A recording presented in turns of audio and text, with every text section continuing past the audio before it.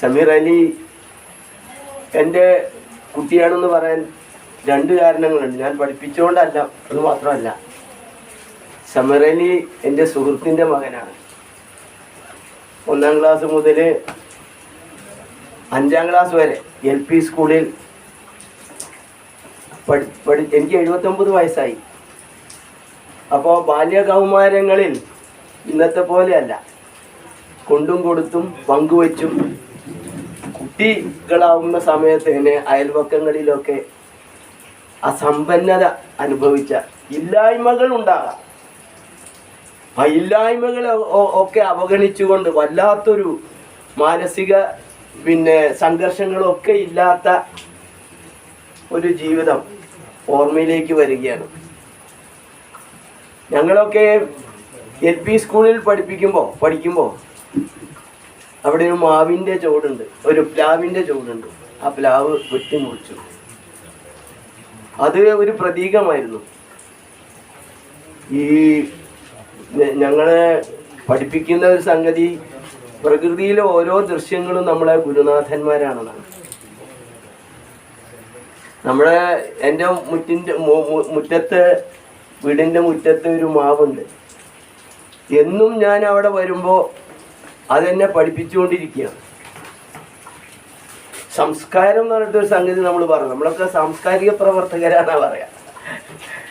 സംസ്കാരം എന്ന് പറഞ്ഞാൽ അതിന് ഒരു ഇംഗ്ലീഷ് കോട്ടിംഗ് ഉണ്ട്. Culture is the nobility to rare. RARE. Rare എന്ന് പറഞ്ഞാൽ ആദ്യത്തെ റിയലൈസ് എന്നാണ്. A for approve, second R for respect, last E for enjoy. Culture is the nobility to rear the dissimilarities in creation. സൃഷ്ടിയിലെ വൈവിധ്യങ്ങളെ തിരിച്ചറിയാനും അതിനോട് ആദരവ് കാണിക്കാനും അതിനോട് അവസാനം ആസ്വദിക്കാനും പറ്റിയ രീതിയിലാണ് ഈ പ്രപഞ്ചം മുഴുവൻ സൃഷ്ടിച്ചിരിക്കുന്നത്. അത് വിളിച്ചു പറയാണ് ഓരോ സംഗതികളും. ഞാൻ പറഞ്ഞത് ഉദാഹരണം മാവാണ്.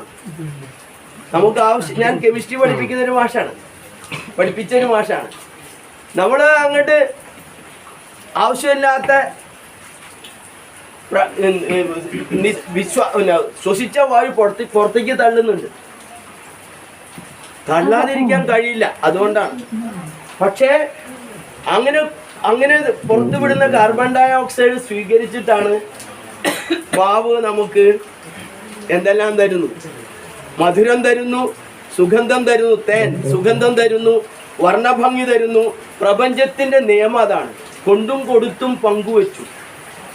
ഞാൻ ലേശം രസതന്ത്രം പഠിപ്പിക്കാതെ എന്നാലും ഇത് മതി. ഞാൻ പുല്ലങ്കോട് ഹൈസ്കൂളിൽ പഠിപ്പിച്ചായതുകൊണ്ട് മൈക്ക് വേണ്ട. എനിക്ക് അയൽവക്കത്ത് ഉള്ള ആൾക്കാരെ എൻ്റെ ശത്രുക്കളാവില്ല. കാരണം ഞാൻ സ്വകാര്യം പറയാറില്ല അവരെക്കുറിച്ച്. കാരണം വെച്ചാൽ സ്വകാര്യം പറയാൻ അറിയില്ല, അത്ര ശബ്ദത്തിലേ സംസാരിക്കാൻ പറ്റും. അതൊരു ഭാഗ്യമായി മൈക്ക് ഇത് പോയത്. അപ്പം ഞാൻ പറഞ്ഞു വന്നത് കൊണ്ടും കൊടുത്തും പങ്കുവെച്ചുമാണ്. ഞാനത് കുട്ടികളെ പഠിപ്പിക്കുന്നുണ്ട്. അതിന് രാഷ്ട്രീയോ മതഭേദങ്ങളോ ഒന്നുമില്ല. കാർബൺ ഡയോക്സൈഡ് അങ്ങോട്ട് കൊടുക്കുന്നു, ചെടികൾ അത് സ്വീകരിക്കുന്നു. സർവം ഇങ്ങോട്ട് ഒരു തുള്ളി സ്വീകരിച്ചിട്ട് ഒരു പ്രപഞ്ചം, ഒരു സമുദ്രം തിരിച്ചു നൽകാനാണ് പ്രകൃതി നമ്മളോട് ആവശ്യപ്പെടുന്നത്. ഇനി നമ്മൾ ഒക്കെ വിശ്വാസികളാണെന്ന് പറയും. ഇനി വിശ്വാസം ഇല്ലെങ്കിലും നമ്മുടെയൊക്കെ ദൈവം എന്ന് പറഞ്ഞാൽ എന്താണ്? ഈശ്വരൻ വിശ്വസിക്കുന്നവർ ഏകം നിത്യം വിമലമചലം സർവധീ സാക്ഷിഭൂതം ഭാവാതീതം ത്രിഗുണരഹിതം. അത് വിശദീകരിക്കണമെങ്കിൽ മണിക്കൂർ വേണം. അതിനൊന്നും ഞാൻ മെനക്കെടുന്നില്ല. ഭാവാതീതമാണ്. പിന്നെ സർവവ്യാപിയാണ്, കരുണാമയനാണ് ഒക്കെ പറയും. അപ്പൊ സർവവ്യാപിയാണെങ്കിൽ എന്താ സ്ഥിതി? അതിനൊരു ഞാനില്ലാത്തൊരു സ്ഥലത്ത് മാത്രമേ എനിക്ക് പോകാൻ പറ്റൂ.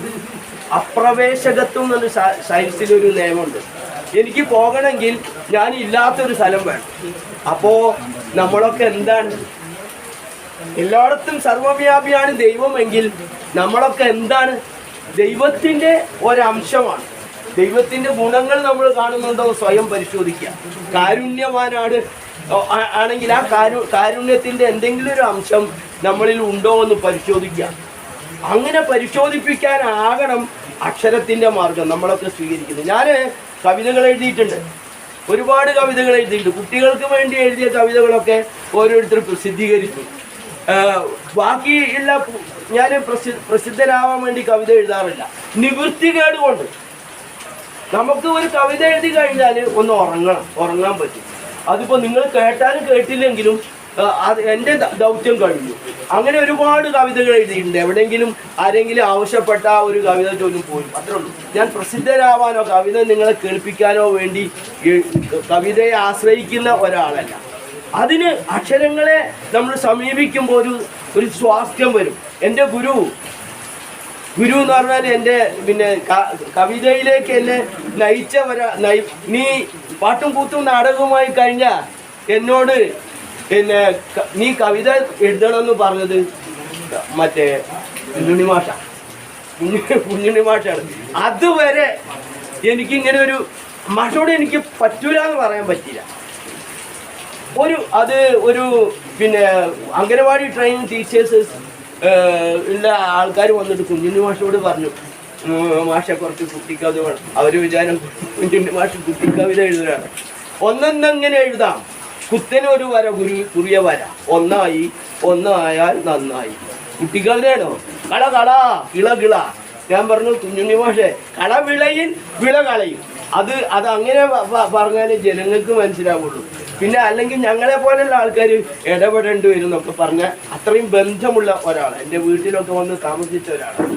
ഞാൻ പറഞ്ഞു വന്നത് ഈ അക്ഷരത്തിൻ്റെ വഴി എന്ന് പറഞ്ഞാൽ ഇവിടെ എഴുതുന്ന കഥയാണെങ്കിലും കവിതയാണ്. നിങ്ങൾ പിന്നെ കവിതയുടെ ലക്ഷണമൊക്കെ ഉണ്ട്. പഥ്യമാം പദങ്ങളാൽ, ആത്മസ്പർശിയാം ഭാവങ്ങളാൽ, ഹൃദ്യമാം സംഗീതത്താൽ, അകമേ പരിണാമം വരുത്തി സ്വാസ്ഥ്യം നരന്നരുളാൻ കവിത പോൽ മറ്റൊരു മരുന്നുണ്ടോ? അത് വൈലപ്പിള്ളിയുടെ നിർവചനമാണ്. മറ്റൊരു മരുന്നുണ്ടോ? ഇതിലേതാ ഒഴിവാക്കാൻ? ഔഷധമാണ്. അസ്വാസ്ഥ്യത്തിൻ്റെ ഔഷധമാണ് കവിത എന്ന് പറയുന്നത്. അപ്പോൾ അത് എന്നെയൊക്കെ, ഞാനൊരു പഴയ ആളായതുകൊണ്ട് എനിക്ക് കവിത ആസ്വദിക്കാൻ, ആലപിക്കാനാണ് ഇഷ്ടം. കവിത ആലപിക്കുമ്പോൾ എനിക്കൊരു സുഖം കിട്ടുള്ളൂ. ഒന്നും വേണ്ട, നിങ്ങൾ പറഞ്ഞോ, കവിത പറഞ്ഞോ. ഇവിടെ ഗദ്യ ഇതിനേക്കാൾ നമ്മളിപ്പോൾ ഇങ്ങനെ ചൊല്ലുന്ന ചൊൽക്കവിതകൾ, താളനിബദ്ധമായിട്ടുള്ള വൃത്തഭംഗങ്ങളൊന്നും ഇല്ലാത്ത കവിതയേക്കാൾ ശക്തമായിട്ടുള്ള ഗദ്യ കവിതകളുണ്ട്. ആ ഗദ്യ കവിതകൾ കേൾക്കുമ്പോൾ നമുക്ക് പിന്നെ അന്തം വിടും. ഇത്ര ശക്തിയോ, വാക്കുകൾക്ക് ഇത്ര ശക്തിയോ? അതാണ് ഇപ്പോൾ അവിടെ ചില കവിതകളൊക്കെ നമ്മൾ അനുഭവിച്ച സുഖം. അപ്പം ഞാൻ അധികം സംസാരിക്കുന്നില്ല. എൻ്റെ ഇവിടെ വന്നപ്പോൾ നമ്മുടെ സുഹൃത്തുക്കളാണ് ഇവിടെ ഞാൻ പിന്നെ സാംസ്കാരിക കേന്ദ്രത്തിൻ്റെ ഒരംഗം കൂടിയാണ്. അവരുടെ കൂടെ അവരുടെ എന്തുകൊണ്ട് കൂടെ എന്ന് പറഞ്ഞാൽ ഇത് എൻ്റെ കൂടി എക്സിസ്റ്റൻസിൻ്റെ ആവശ്യമാണ്. എനിക്കും ഈ ലോകത്ത് മരിക്കുന്നവരെ ശുദ്ധമായി ജീവിക്കണം. ഓടാവിടുന്ന് പറയാനെങ്കിലും ഇവിടെ നേരത്തെ പറഞ്ഞ അരുതെന്ന് പറയാൻ അതാണ്. ഒരു പുല്ലിളം നാമ്പ് ഒരു കുരുന്നിലയാട്ടെ വെറുതെ അടർത്തുന്ന കൈകൾ മുറുകെ പിടിച്ചുകൊണ്ട് അരുതെന്നു ചൊല്ലുവാൻ അറിവുള്ളവർ കലിവ് വേണം. ആ അറിവുള്ളവരുടെ കുറവ് നമ്മൾ അനുഭവിക്കുന്നു ഈ ലോകത്ത്. അതിൻ്റെ ലക്ഷണങ്ങൾ കണ്ടുകൊണ്ടിരിക്കുന്നു. അതുകൊണ്ടാണ് എന്നെപ്പോലെയുള്ള ആളുകളൊക്കെ എനിക്ക് ശബ്ദം ഉണ്ടാകും തനിയെ. എനിക്ക് 79 വയസ്സായി. പക്ഷേ ഞാൻ ഇപ്പോഴും പറയുന്നത് ഐ ആം 79 ഇയേഴ്സ് യങ് എന്നാണ്. നിങ്ങൾക്ക് ബോധ്യപ്പെട്ടിട്ടുണ്ടാവും.